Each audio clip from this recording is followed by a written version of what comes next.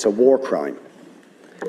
The Israeli government have brazenly, publicly and openly declared their intention to commit a war crime and have commenced that war crime against the people of Gaza, saying that they intend to starve of food, electricity, water 2.2 million people.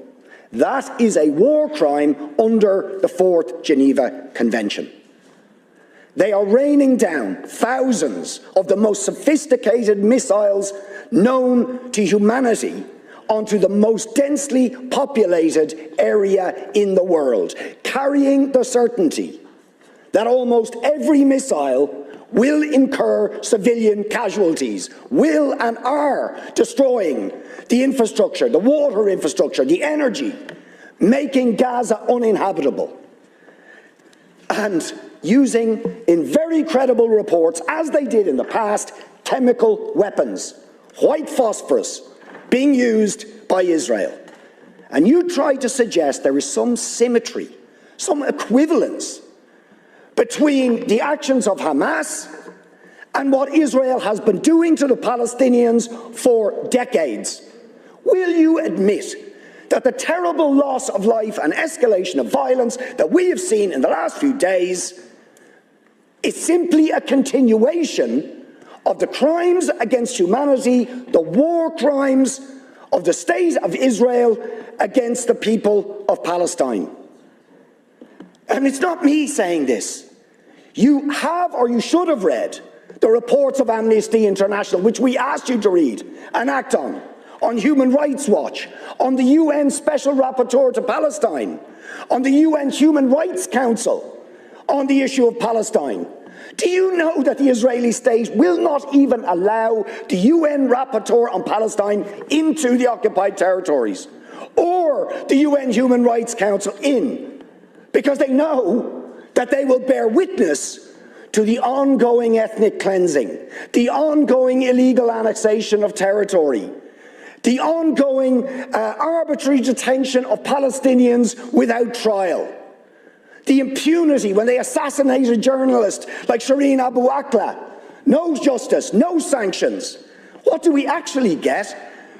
The head of the most powerful state in the world, while Israel is threatening to commit war crimes against Israel, says we're going to give them more weapons and arms.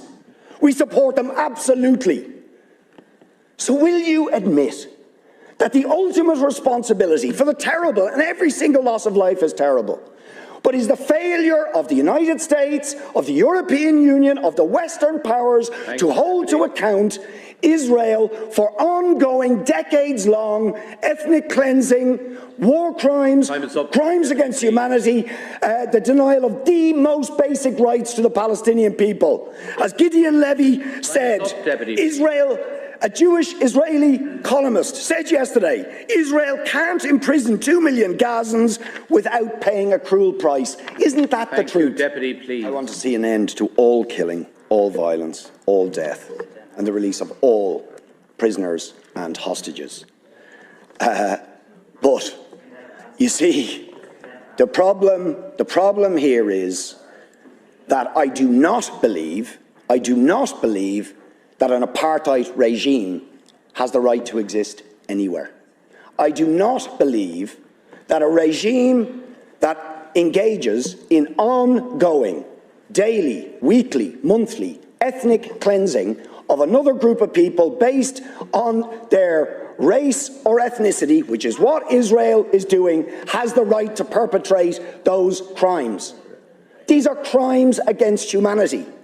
This is a regime for decades has denied UN resolutions calling for the right of Palestinians, millions of them, ethnically cleansed since 1948, living in refugee camps in Lebanon, Syria, Jordan, cast to the winds of the world, denied statehood, denied identity, denied history, and they have the right to return, but Israel shoots them down if they try and assert that right, as happened in the Great March of Return. Let's remember that. Peaceful demonstrations in 2018 by the people of Gaza, attempting to assert their right to return, shot down.